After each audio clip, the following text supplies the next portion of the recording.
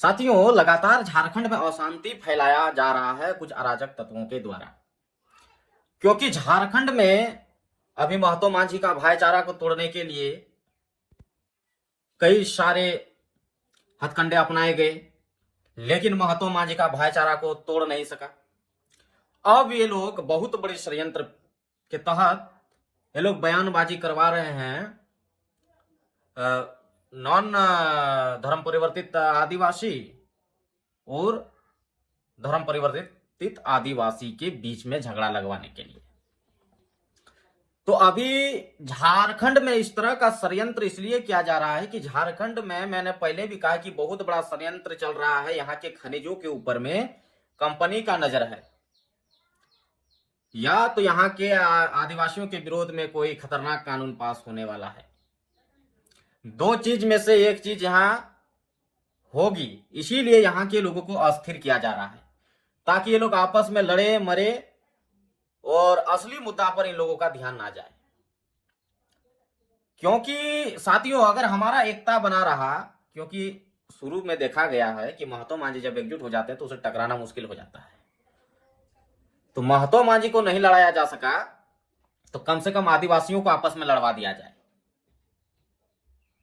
तो इसीलिए हम पहले से भी हमारे नौजुवक साथियों को, नौजवान साथियों को सतर्क करने का काम कर रहे हैं कि सतर्क रहें और षड्यंत्र को समझने बुझने का काम करें। ऐसे आंख बंद करके किसी भी मैटर में कूद जाना और छोटी सी आग को पूरा झारखंड में फैला देना और उस आग में अपने बहुजन समाज, आदिवासी समाज को ठेलना कहां तक उचित है? आपको जब तक किसी मैटर के बारे में पूर्णतः जानकारी ना हो जाए, उस मैटर को फैलाना नहीं चाहिए।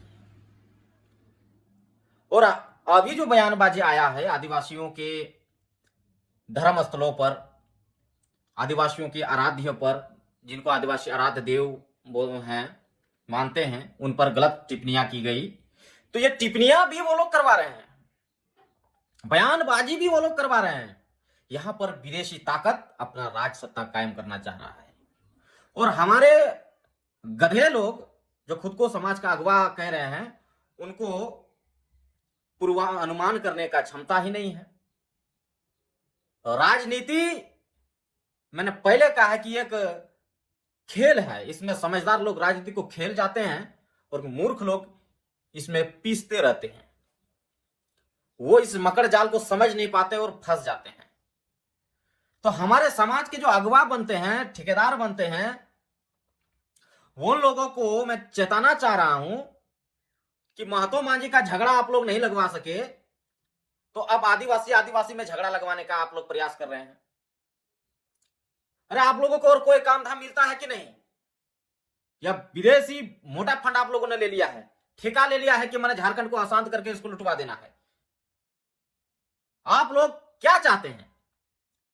मोटा पैसा ले लिए हैं, लग रहा है मोटा पैसा लेकर ही लोग ये सब काम कर रहे हैं, क्योंकि कोई व्यक्ति इतना फ्री नहीं है कि एक दूसरे को लड़वाते फिरे, और ये लोग लड़वा रहा है। तो हमारे समाज के लोगों को भी इन दलाल और असामाजिक तत्वों को पहचानना होगा, और जो झारखंड को अस्थिर कर रहे हैं, यहां के भाईचारे में फूट डालने का काम कर रहे हैं, उन लोगों को खदेड़ना होगा। उन लोगों को खदेड़िए और पहचानिए कौन है भेरूपिये जो हमारे समाज में फूट डालने का काम कर रहा है। और जो लोग बयानबाजी कर रहे हैं, उन लोगों को भी पहचानिए। ये तो सदियों से हमारे संस्कृति सभ्यता को नष्ट करने का काम कर रहे हैं, ये कोई नई बात है नहीं। लेकिन अचानक से इस तरह का मामला झारखंड में भी खड़ा हो रहा है।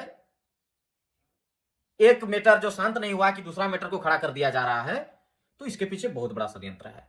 इस षड्यंत्र को हमारे आदिवासी समाज समझें, अन्यथा हमारे आपसी लड़ाई के कारण कोई बाहरी इसका लाभ लेगा, फायदा उठाएगा, और उस समय हमारे पास पछतावा का अलावा कोई उपाय नहीं रहेगा। सिर्फ हम रोएंगे, पछताएंगे, तब तक हमारा सारा संपत्ति लूटा जा चुका रहा होगा।